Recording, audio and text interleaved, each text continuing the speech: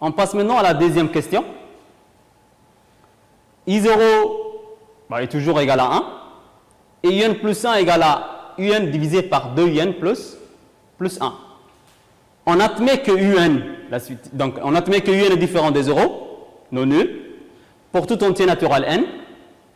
On considère la suite Tn définie pour tout entier naturel n par Tn, Tn égale 1 sur UN. Question 2a. Démontrer que la suite Tn est arithmétique. Et donc je vous donne quelques minutes pour répondre à la question 2a.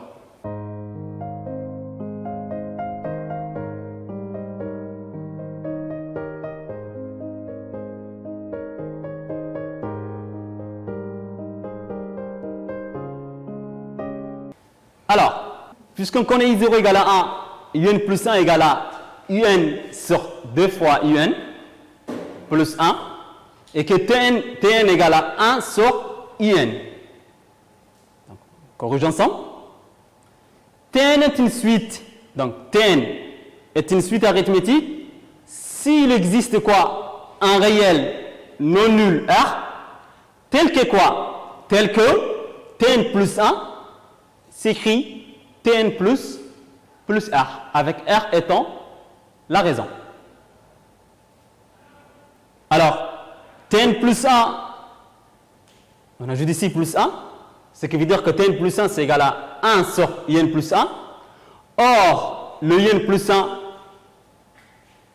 elle est ici, donc on a In divisé par 2 In plus 1. Alors, Tn plus 1 égale à 1 sur In plus 1, qui est égal à quoi? Donc, le In plus 1, c'est In divisé par 2 fois In plus 1. Alors, ce sera l'inverse. Donc, on inverse le numérateur, on inverse le numérateur et le dénominateur. Ce qui veut dire qu'on aura 2 fois UN plus 1 sur UN, qui est égal à quoi? Donc, on a décomposé. Donc, on aura 2 UN sur UN, plus, puisqu'ils partagent le même dénominateur, plus 1 sur UN. On élimine UN et UN, ce qui veut dire, donc on a 2 plus 1 sur UN. Or, 1 sur UN, c'est Tn, donc ça c'est égal à 2 plus Tn. Et T0, c'est 1 divisé par I0. Or, on connaît les I0, c'est 1, donc c'est 1 divisé par 1 qui est égal à 1. Donc, Tn est une suite arithmétique de raison R égale à 2 et de premier terme T0 égale à 1. On passe maintenant à la question dB. Donc, on a Tn plus 1 qui est égal à 2 plus Tn. T0 est égal à 1 et Tn égale à 1 sur UN. On vous demande la question dB d'exprimer Tn en fonction de n, puis UN en fonction de n. Je vous donne quelques minutes pour répondre à la question dB.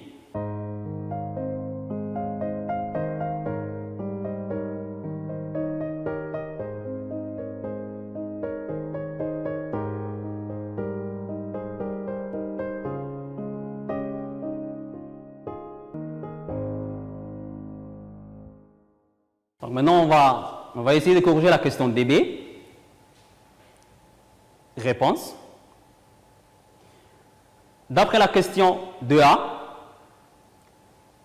on sait que la suite Tn est une suite arithmétique dont on va utiliser sa forme générale qui s'écrit quoi? Tn égale à T0 qui est le premier terme de la suite plus n fois R.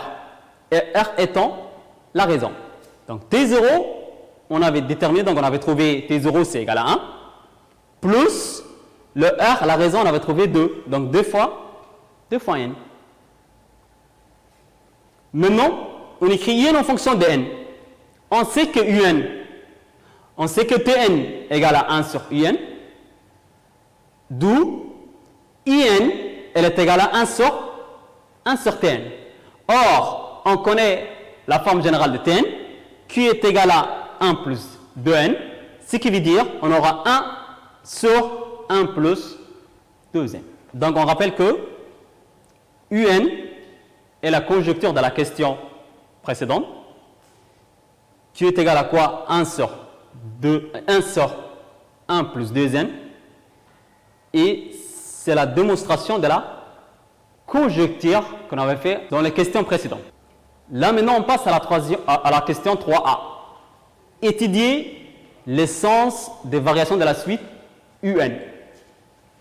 Je vous donne quelques minutes pour répondre à la question 3a.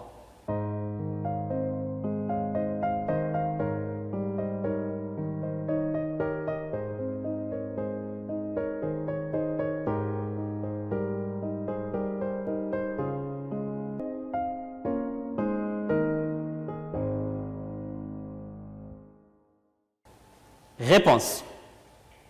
Pour étudier le sens des variations de la suite IN, on va faire la différence de quoi? De UN plus 1 moins UN, tout en utilisant la forme explicite de la suite UN. Donc UN plus 1, on aura quoi? 1 sur 1 plus 2 facteurs de n plus 1, moins UN, qui est égal à quoi? 1 sur 1 plus 2n.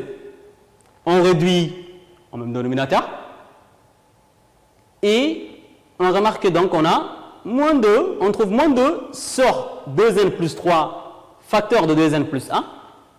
Moins 2 étant un nombre négatif. Pour tout entier naturel n, le dénominateur sera toujours positif. Un réel négatif sur un réel positif, on aura un réel négatif. Ce qui veut dire que moins 2 sur facteur 2n plus 3, facteur de 2n plus 1, sera inférieur à 0. Et donc, pour tout entier naturel n, la suite in est décroissante. Là, on passe à la question 3b. Et cette question, elle est spécifique pour la classe de première S, ES. On vous demande de calculer la limite de la suite UN. Et que UN égale 1 sur 1 plus 2n. Je vous donne quelques minutes pour faire cette question. Réponse.